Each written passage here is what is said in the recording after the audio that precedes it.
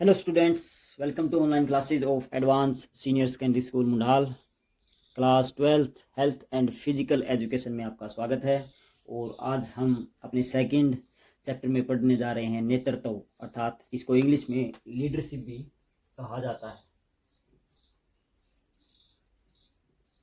तो नेतृत्व एक ऐसा गुण है जो व्यक्तियों के समूहों को आंतरिक व बाहरी तौर पर प्रभावित करता है, उनके विचारों को बदल देता है, उनके कार्य करने की जो अवधारणा है उसको भी बदल देता है। तो नेतृत्व अपने समूह के संचालन के लिए बहुत ही ज़रूरी है और वह समूह अलग अलग हो सकते हैं। स्कूल के बच्चों का समूह, टीचर्स का समूह, या नेताओं का समूह, खिलाड़ियों का समूह, या डॉक्टरों इंजीनियरों का समूह। तो ये समूह अलग अलग हो सकते हैं और हर समूह में नेतृत्व बहुत ही इम्पोर्टेंट रोल अदा करता है, क्योंकि हर व्यक्ति की भावनाएं, उसके विचार अलग अलग होते हैं, मगर समूह में रहकर उसको एक दिशा में बढ़ने के लिए एक विचार या एक जो सोचने की शक्ति है वो एक होना ज़रूरी है। तो उसके लिए नेतृत्व बहुत ही ज़रूरी कारण बन जाता है। तो नेतृत्व का अर्थ क्या है, नेतृत्व से हमारा अभिप्राय क्या है कि नेतृत्व एक, हम कह सकते हैं, एक कला है, एक विज्ञान है, या एक ईश्वरीय देन है जो व्यक्ति या समूह को आंतरिक व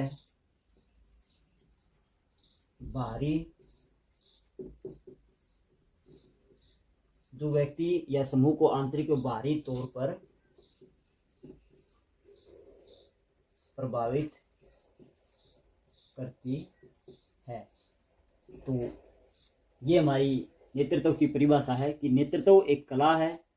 जो नेतृत्व करने वाला होता है वह इसको एक कला के तौर पर भी कर सकता है, एक विज्ञान के तौर पर भी, अपने समूह के नियम बनाकर वह उन नियमों पर चलकर भी वो नेतृत्व को अपने ढंग से पूरा कर सकता है। एक ईश्वरीय देन भी है कि कई लोगों में हमने देखा कि उनमें नेतृत्व के गुण नहीं थे, मगर वह एक किस्मत का आधार बनाए या कोई और ईश्वरीय देन कि उस कारण वह नेतृत्व बन गया समूह का या संगठन का। तो जो व्यक्ति या समूह को आंतरिक व बाहरी तौर पर प्रभावित करती है, और यह जो प्रभावित करने का तरीका है, यह समाज या व्यक्तियों या पूरी मानव जाति के लिए अच्छा भी हो सकता है और बुरा भी हो सकता है। तो नेतृत्व में हम एक समूह की बात करें तो एक समूह के लिए नेतृत्व हमेशा ही अच्छा होता है। दूसरे किसी व्यक्ति या समूह जो उस नेतृत्व करने वाले समूह से नहीं जुड़े हुए हैं, उसके लिए वो गलत भी हो सकता है। जैसे जर्मनी, मैं एक उदाहरण देता हूँ, जर्मनी का तानाशाह था हिटलर। तो उसके अंतर्गत उसने जो जर्मनी के नेता, जो जनता है, उसको अपनी विचारों या अपने जो बोलने के ढंग से या अपनी कलात्मक आवाज़ से लोगों को इस तरह प्रभावित किया कि लोग उसके दीवाने हो गए। तो उसने अपने पूरे देश को एक संगठन में, एक इकाई के तौर पर बांधा, और वह जो दूसरे विश्व युद्ध में फिर से जर्मनी को एक बहुत शक्तिशाली रूप में लेके आया। तो वह जर्मनी के लोगों के लिए एक बहुत ही अच्छी बात थी, एक अच्छा नेतृत्व था। मगर जो दूसरे देश थे, इंग्लैंड, फ्रांस, अमेरिका, उनके लिए वह नेतृत्व एक बुरा नेतृत्व था, क्योंकि उसने लोगों को बहकावे में डालकर या कोई और गलत प्रसारण करके लोगों को अपनी ओर आकर्षित किया था। तो अपने जो नेतृत्व करने वाला होता है वह अपने समूह के लिए कभी भी गलत नहीं होता, वह दूसरे व्यक्तियों के लिए गलत हो सकता है। तो नेतृत्व की परिभाषा आप समझ गए होंगे।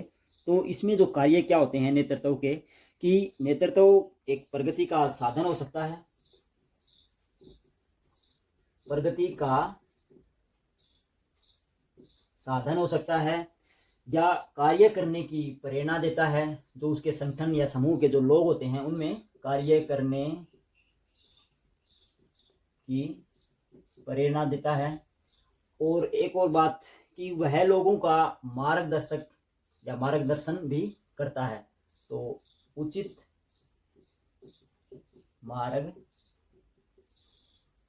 मार्गदर्शन करता है, उनको सही रास्ते पर ले जाने का काम करता है।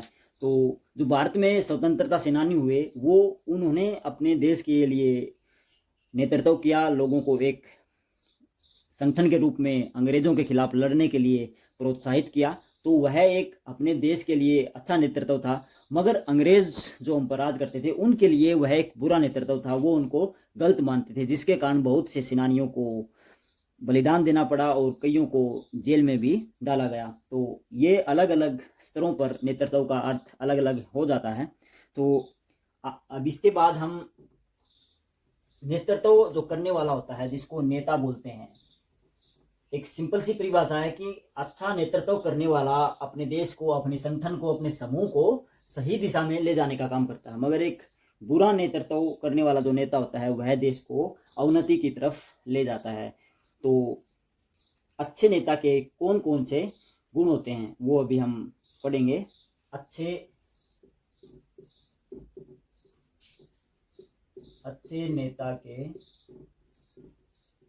गुण कि कौन कौन सी वो बातें होती हैं जो एक अच्छे नेता में होनी चाहिए। वो हर फील्ड में नेता अलग अलग हो सकते हैं, वो राजनीति में भी हो सकते हैं, वो खिलाड़ियों में भी हो सकते हैं, वो स्कूलों में कॉलेजों में भी हो सकते हैं, या कोई और संगठन हैं जो देश में सामाजिक संगठन कार्य करते हैं उनके नेता भी हो सकते हैं। एक सभी के लिए इम्पोर्टेंट बातें अभी हम देखने जा रहे हैं कि वो सभी पर लागू होती हैं। तो सबसे पहले जो अच्छे नेता का गुण है वह है सबके साथ सहयोग की भावना। सभी के साथ सहयोग करेंगे तभी वह अपने नेतृत्व में सफल हो पाएगा। तो सभी को साथ में लेकर चलना पड़ेगा। तो एक विद्यालय के स्तर पर हम फिजिकल एजुकेशन पढ़ रहे हैं, तो इसके अंतर्गत भी हम कुछ उदाहरण लेते हैं कि फिजिकल एजुकेशन में जब कोई टीचर होता है वह खिलाड़ियों को कोई प्रशिक्षण दे रहा होता है, तो कोचिंग दे रहा होता है, उस समय भी उसको सभी के साथ सहयोग अपनाना पड़ेगा। किसी को कम या ज़्यादा प्रशिक्षण नहीं देना होगा। अगर वह सभी को सही दिशा में खिलाने के लिए या उनको कोचिंग देने के लिए प्रेरित करेगा तो वह एक अच्छा नेतृत्व कहलाएगा। नेक्स्ट है बुद्धिमत्ता। जिस दौरान हम नेतृत्व कर रहे होते हैं उस दौरान हमें अपनी बुद्धि का इस्तेमाल, जो बुद्धि का सही इस्तेमाल होता है वह करना चाहिए। तो अच्छी बातें अपने समूह या संगठन तक पहुंचाने के लिए अच्छी बातें या अपने दिमाग का सहारा लेकर हमें उनको प्रेरित करना चाहिए। अच्छे नेता का एक और गुण होता है कि वह शक्ति अंदर से कभी भी कमजोर नहीं होता, दिमाग से वह कभी कमजोर नहीं होता। वह हमेशा शक्ति व साहस के साथ प्रवचन देता है या कार्य करता है। तो वह शक्ति व साहस का सामवेश लोगों के दिमाग तक भी पहुंचाता है। तो अच्छे नेता का यह भी एक गुण है।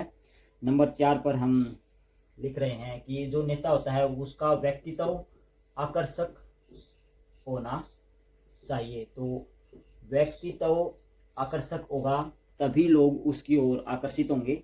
जैसे हमारे प्रधानमंत्री हैं जो अटल बिहारी वाजपेयी थे या जो लाल बहादुर शास्त्री जी थे, तो उनका व्यक्तित्व बहुत ही आकर्षक था, तो उसकी ओर लोग अपने आप आकर्षित हो जाते हैं। तो जो लाल बहादुर शास्त्री है उनका नाम आज भी लोग सम्मान से लेते हैं कि उनका व्यक्तित्व ही इतना अच्छा था कि लोग उनकी तरफ खींचे चले आते थे। नेक्स्ट है 5वां, सही समय पर सही निर्णय लेना चाहिए अच्छे नेता को। तो उचित निर्णय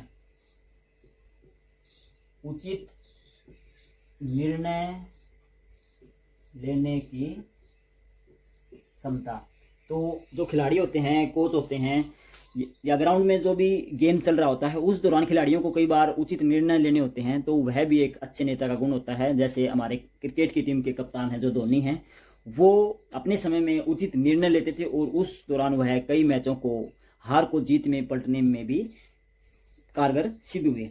नेक्स्ट लिख रहे हैं हम कि जो भी नेता होता है, जो कोई कार्य कर रहा होता है, उसकी कार्य में रुचि होनी चाहिए। बिना रुचि के वह न तो अपना भला कर सकता है, न ही समूह या संगठन में जो लोग उसके साथ जुड़े हुए हैं उनका भला हो सकता है। तो यह भी जरूरी है, कार्य में रुचि। इसी तरह अगर फिजिकल में हम इसकी बात करें तो जो भी नेता होता है, जो कप्तान होता है टीम का, उसको खुद एक्टिविटी करनी होती है, वह खुद पारंगत बनेगा, तभी लोगों को या अपनी टीम के खिलाड़ियों को कह पाएगा कि तुम ऐसा करो तो हम मैच अवश्य जीत जाएंगे। 7वां टॉपिक है हमारा कि उसको कई बार नेता को जो आलोचना होती है बाहर से, दूसरी टीम से, कोचिज से या दर्शकों से, तो उसको आलोचना सहन करने की क्षमता होनी चाहिए। तो एक अच्छा नेता या अच्छा कप्तान जो होता है वो आलोचना सहन करता है, वह दूसरों की ओर ध्यान न देकर अपने कार्य में संलग्न रहता है, लगा रहता है, तो उसका जो गेम है, स्पोर्ट्स है, जो भी खेल वह कर रहा है, क्रिया कर रहा है, उसमें वह सफल होगा। क्योंकि अगर आलोचना अगर हमें सहन नहीं होगी तो हम अपना ही नुकसान कर बैठेंगे, हमारा ध्यान भटक जाएगा, और जब गेम में ध्यान भटकता है या किसी भी चीज़ में ध्यान भटकता है तो वह कार्य पूर्ण नहीं होता। नंबर 8 और लास्ट हम लिख रहे हैं अच्छे नेता के गुण कि उसको सभी से सहानुभूति होनी चाहिए, सभी से सहानुभूति। तो सहानुभूति का अर्थ है कि दुख दर्द सुख में सभी के साथ शामिल हो, ऐसा ना हो किसी के दुख में शामिल हो गए किसी के नहीं हुए, तो सभी के साथ समान भावना, ये सहानुभूति इसी का अर्थ है। तो सभी के साथ सहानुभूति अपनानी चाहिए, यह एक अच्छे नेता के गुण हैं। तो हम ने नेता और नेतृत्व के बारे में पढ़ा।